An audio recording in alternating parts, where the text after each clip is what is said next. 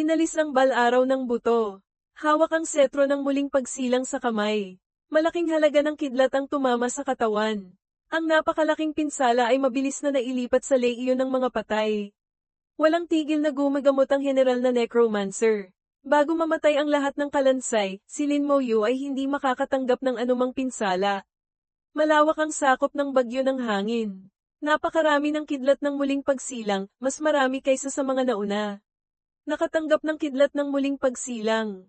Karanasan dagdag 2 milyon, nakatanggap ng kidlat ng muling pagsilang. Karanasan dagdag 2 milyon, maraming kidlat ang tumama sa katawan. Mabilis na tumaas ang karanasan. Sa loob lamang ng 30 segundo, naglabas ng liwanag si Lin Moyu, umangat siya ng lebel.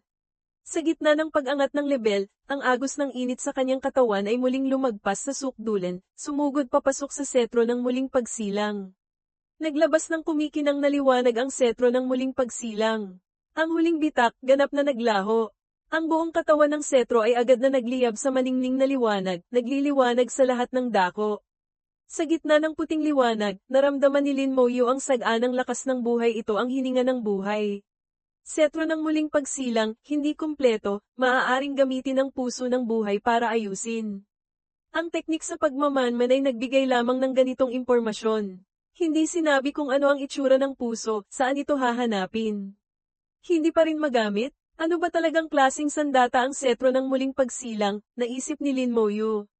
Boom! Muling bumagsak ang kidlat, ngunit sa pagkakataong ito, ang target nila ay hindi si Lin Moyu, kundi ang setro ng muling pagsilang sa kamay ni Lin Moyu. Wala nang gaanong kidlat sa bagyo. Naayos na ang setro ng muling pagsilang. Ang lahat ng natitirang kidlat ay tumama sa setro ng muling pagsilang. Ang setro ng muling pagsilang ay palakas ng palakas ang liwanag. Maya-maya lang, sunod-sunod na pagyanig ng espasyo ang samalubong. Sa harap ni Lin Moyu, isang maningning na pintuan ang lumitaw. Lihim na lugar? Nagulat si Lin Moyu. Hindi niya inaasahan na ang setro ng muling pagsilang ay magbubukas ng pintuan patungo sa isang lihim na lugar. Ang pintuan ng lihim na lugar ay nakatago sa loob ng bagyo, hindi makikita sa labas. Natapos na ang oras ng mga pakpak ng kidlat. Nahulog si Lin Moyu. Sa sandaling ito, ang buong katawan niya ay nagliliwanag pa rin, ang liwanag ng pag-angat ng lebel ay hindi pa ganap na nawawala. Ngumiti si Dong Fang Jiao. Binabati kita. Umangat ka na naman ng lebel. Sagot ni Lin Moyu. Swerte lang. Isang buwan na sa mundo ng pagkabulok. Sa loob ng isang buwan, 2 beses siyang umangat ng lebel. Sa totoo lang, hindi ito maituturing na mabilis. Naalala niya ang kanyang kapatid na babae. Ano na kayang lebel niya ngayon? Alam ni Lin Moyu na kung hindi siya napadpad sa mundo ng pagkabulok, kung nakahanap siya ng angkop na piitan sa bulwagan ng piitan para mag-level up, malamang ay nasa level 45 na siya ngayon, o baka higit pa. Nagtanong si Dong Fang Jiao, paano na yung mga kalansay, na Nolason, nag-isip sandali si Lin Moyu, ngunit wala siyang maisip na paraan. Kailangan na lang silang i-dismiss. Walang paraan para gamutin ang laso ng nabubulok na bangkay. Ang tanging paraan ay i-dismiss ang mga kalansay at magpatawag muli. Hindi rin inaasahan ni Lin Moyu na matapos niyang makuha ang talentong komprehensibo at pagkakaugnay, darating ang araw na kusa niyang i-dismiss ang kanyang mga summon. Naintindihan din niya, walang perpektong kakayahan o talento, laging may kahinaan. Isang kilos ng isip, ang 427 na kalansay na mandirigmang berserker na may laso ng nabubulok na bangkay ay sabay-sabay na naglaho. Ang laso ng nabubulok na bangkay ay mabilis ding naglaho. Nagsimulang magpatawag si Lin Moyu ng mga kalansay isa-isa. Eksaktong level 42 na siya. Muling nabuo ng kumpleto ang leiyo ng mga patay. Ang espasyo ng pagpapatawag ay muling nadagdagan ng 30 puwang, umabot sa 660 puwang. Ang general na necromancer ay naging 22 na rin. Maaari nang bumuo ng 22 grupo ng leiyo ng mga patay. Bawat grupo ay may 660 kalansay, pantay na nahati ang 3 uri. Ang kabuuang bilang ng mga kalansay ay umabot na sa 14,520. Muling lumakas ang leiyo ng mga patay. Mabuti na lang at walang hanggan na ang kanyang espiritu ngayon. Napakabilis magpatawag ng mga kalansay si Lin Moyu. Mahigit kalahating oras lamang, kumpleto nang napunan ang mga kalansay. Matapos bawiin ang leiyo ng mga patay, sinulyapan ni Lin Moyu ang bagyo. Naramdaman niyang naroon pa rin ang pintuan ng lihim na lugar. Dadalhin kita sa isang lugar, sabi ni Lin Moyu. Nagulat si Dongfang Zhao. Sa isang lugar? Nasa mundo ng pagkabulok tayo, saan pa tayo pupunta? Sa langit. Hindi na hinintay ni Dongfang Zhao na makasagot, hinawakan na siya ni Lin Moyu sa kamay. Lumadlad ang mga pakpak ng kidlat. Agad silang lumipad patungo sa langit. May karanasan na sa paglipad si Dongfang Zhao. Hindi siya natakot, ngunit ang kamay niyang hawak ni Lin Moyu, na mula ang kanyang magandang mukha, medyo nailang. Napakabilis ng mga pakpak ng kidlat. Sa isang iglap, nakapasok na sila sa gitna ng bagyo. Nang makita ang pintuan ng lihim na lugar, labis na nagulat si Dongfang Zhao. Lihim na lugar, dito? Paanong magkakaroon ng lihim na lugar? Hindi nagpaliwanag si Lin Moyu, dinala niya si Dongfang Zhao papasok. Sa isang iglap, naisip ni Lin Moyu, ano kaya ang nasa likod ng lihim na lugar? Mapanganib ba? Kahit gaano pa kasama, mas masama pa kaya sa mundo ng pagkabulok? Ngayon, sa lugar ng level 6 na po, kaya pa niya. Paano na sa mga mas mataas na antas na lugar? Kung makaharap siya ng nabubulok na bangkay na lampas sa level 70, level 80, o kahit nabubulok na bangkay na antas Diyos. Bagaman may tiwala sa sarili si Lin Moyu, hindi siya mayabang. Bagaman hindi sinabi ni Dongfang Zhao kung may nabubulok na bangkay na antas Diyos sa mundo ng pagkabulok, sa pamamagitan ng pagsusuri, ang conclusion ni Lin Moyu ay mayroon. Kung hindi, hindi babantayan ng pamilyang Dongfang ang lugar na ito. Kung walang nabubulok na bangkay na antas Diyos dito, ilang eksperto lang sa antas Diyos ang kailangan para siguradong malilinis ang mundo ng pagkabulok. Siya mismo ay walang paraan para puksain ang mga nabubulok na bangkay, ang mga eksperto sa antas Diyos ay tiyak na may paraan. Bukod dito, ang laso ng nabubulok na bangkay ng boss kanina ay nagpaintindi rin kay Lin Moyu ng isang bagay, mababa pa rin ang kanyang level. Bagaman malakas ang kanyang mga kakayahan, masyadong mataas ang antas ng laso ng nabubulok na bangkay, kaya wala pa rin siyang magawa. Matapos mag-isip ng mabuti, nagpa siya si Lin Moyu na pumasok sa lihim na lugar. Kahit gaano pa kasama, hindi ito magiging mas masama kaysa sa mundo ng pagkabulok. Mainit na sikat ng araw, huni ng mga ibon, halimuyak ng mga bulaklak. Ang mundo sa harap nila ay maliwanag, mainit, at puno ng buhay. Biglang mula sa madilim, mabaho, malungkot, malamig, puno ng kamatayan, at walang buhay na mundo ng pagkabulok, napasok sila sa isang ganap na naiibang mundo. Medyo hindi makapag-adjust sina Lin Moyu at Dongfang Zhao. Masyadong nakakasilaw ang liwanag, hindi maimulat ni Dongfang Zhao ang kanyang mga mata. Unti-unting naka-adjust si Lin Moyu. Kusang lumitaw ang setro ng muling pagsilang, naglalabas ng maningning na liwanag. Ang liwanag nito ay humalo sa maningning na liwanag sa lihim na lugar.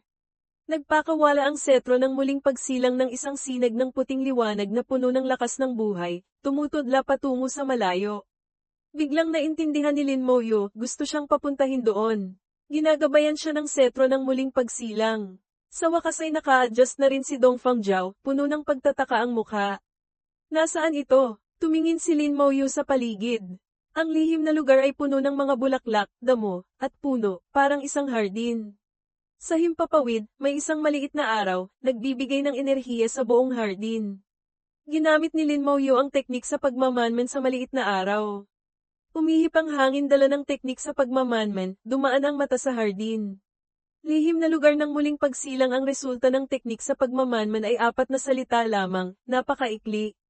Kidlat ng muling pagsilang, setro ng muling pagsilang, lihim na lugar ng muling pagsilang, 3 bagay na may malapit na kaugnayan sa isa't isa, pumukaw sa kuryosidad ni Lin Moyu. Gamaya rin si Dongfang Zhao, ginamit din ang teknik sa pagmamanman, nalaman na ang lugar na ito ay tinatawag na lihim na lugar ng muling pagsilang. Tara na, may kaunti pang oras ang mga pakpak ng kidlat. Gustong lumipad ni Lin Moyu pasulong.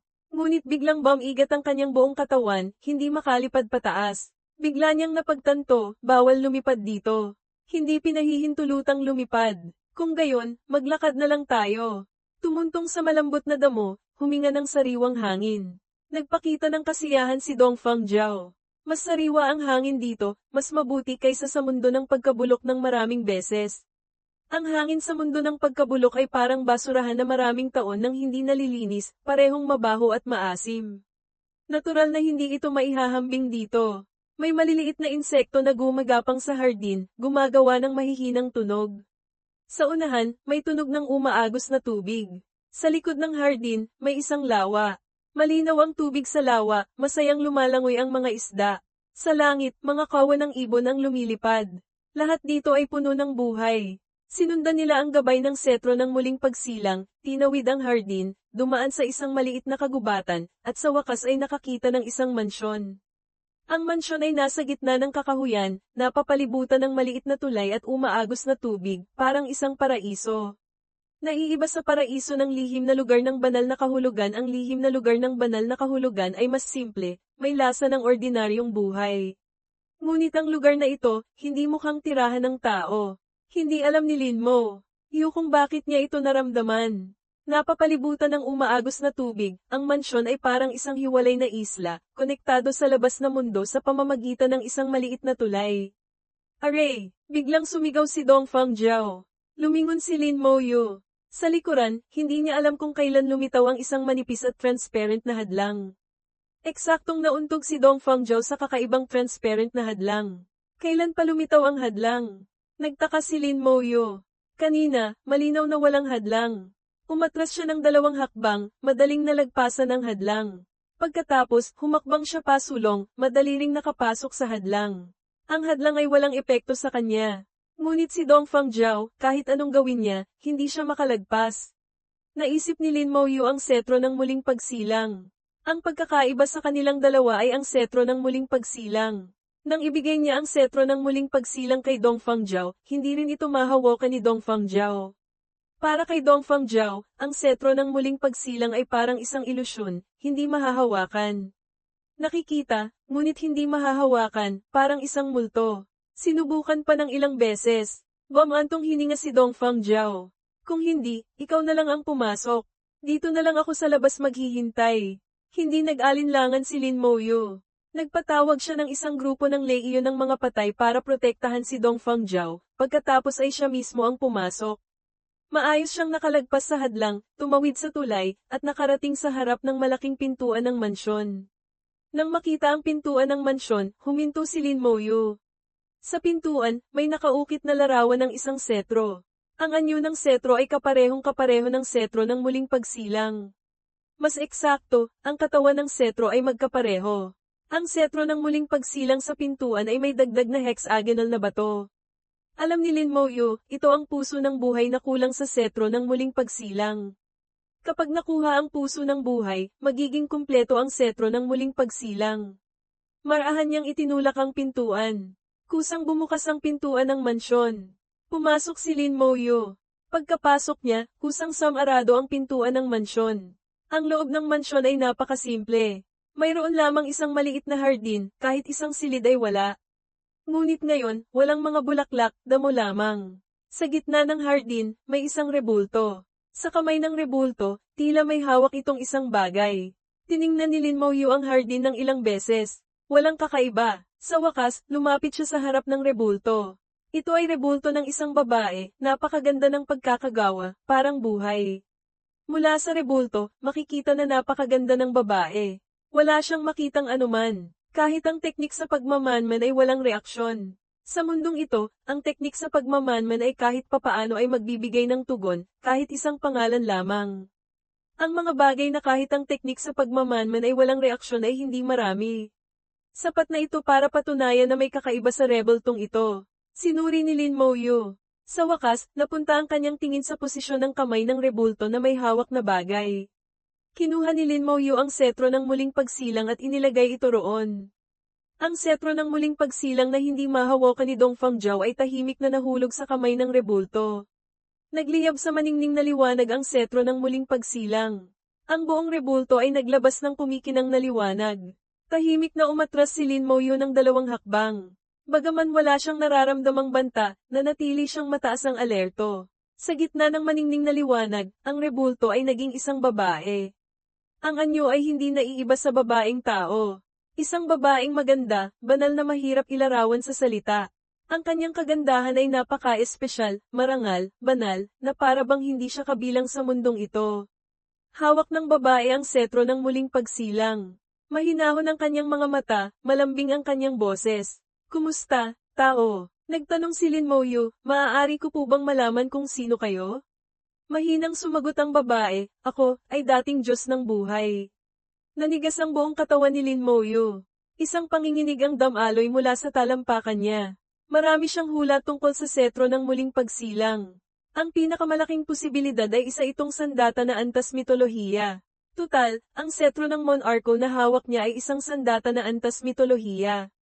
Paanong may isip niya na makakaharap siya ng isang Diyos? Teka, narinig ni Lin Moyu ang ibang kahulugan sa kanyang mga salita.